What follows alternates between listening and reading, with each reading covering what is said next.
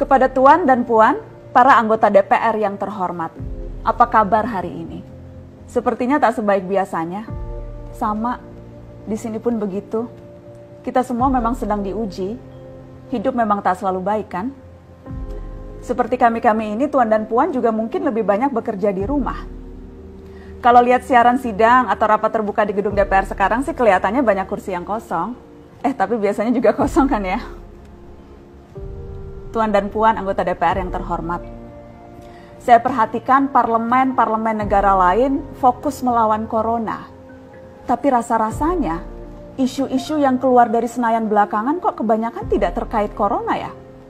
Kami malah membaca DPR bersemangat membahas isu-isu lain. Contohnya, rancangan Undang-Undang Cipta Kerja yang banyak ditolak karena dinilai mementingkan kepentingan investor di atas kebutuhan pekerja. Presiden Jokowi pekan lalu sempat menyatakan pemerintah dan DPR menunda pembahasan salah satu klaster di rancangan undang-undang itu, klaster ketenagakerjaan. Ini untuk memberi kesempatan mendalami substansi dan mendapat masukan dari banyak pihak. Berpegang pada alasan itu, maka sudah seharusnya klaster lain dalam RUU Cipta Kerja pun perlu ditinjau ulang. Karena yang lain juga bukan tanpa masalah, terutama dari perspektif lingkungan dan keadilan gender. Tidak cukup hanya menunda pembahasan satu klaster saja. Ada juga RUU lain yang masih nekat mau dibahas. Ada RUU KUHP yang tahun lalu diserbu unjuk rasa. Lalu RUU pemasyarakatan. Ada koruptor yang sudah ngebet pengen bebas kah? Apa kabar Pak Yasona? Terus terang saja, membahas undang-undang yang menyangkut hajat hidup orang banyak di masa seperti sekarang ini terlalu mengundang curiga. Gara-gara pandemi yang pada jatuh cinta saja berani menunda nikah loh. Ini kok DPR buru-buru banget kayak lagi kejar setoran? Tidak ada undang-undang yang tidak penting, semua penting. Justru karena undang-undang itu penting, aneh jika pembahasannya diseriusi di waktu seperti sekarang.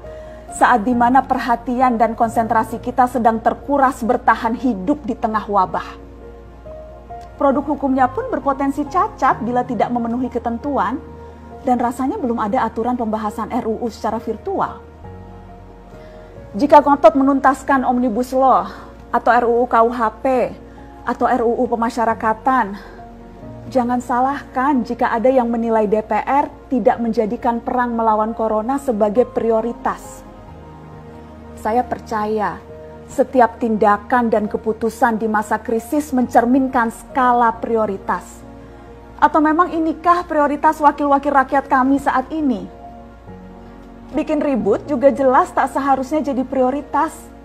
Satgas COVID-19 DPR kemarin dikabarkan mengimpor jamu ilegal dari Tiongkok secara besar-besaran untuk pasien positif virus corona. Satgas kemudian membantah itu, katanya ini diproduksi di Jakarta dan merupakan sumbangan Wakil Ketua DPR RI Sufmi Dasko yang akan dibagikan gratis ke berbagai rumah sakit. Kemudian dikabarkan juga jamunya mengandung bahan berbahaya dan belum terbukti klinis. Satgas lagi-lagi membantah, katanya sedang proses mendapatkan izin edar di Badan Pengawasan Obat dan Makanan. Sedang itu berarti belum kan ya? Tuan dan Puan yang terhormat, niat baik pun perlu proses yang baik. Proses yang semrawut hanya akan disusul polemik. Sementara sekarang kita sedang banyak-banyaknya menaruh harapan kepada negara. Tindak tanduk DPR salah benarnya akan selalu dilihat. Makanya sempat ramai juga warganet mengkritik Satgas COVID-19 DPR RI yang berfoto mengenakan APD saat hendak berkunjung ke rumah sakit darurat Wisma Atlet menyerahkan sumbangan DPR. Ini dinilai melukai hati masyarakat. Tenaga medis kita saja bertaruh nyawa benar karena kekurangan APD. Tidak ada yang meragukan jumlah sumbangan DPR. Kami yakin pasti banyak, namanya juga DPR, beli ribuan rapid test saja mampu, ngeborong jamu apalagi.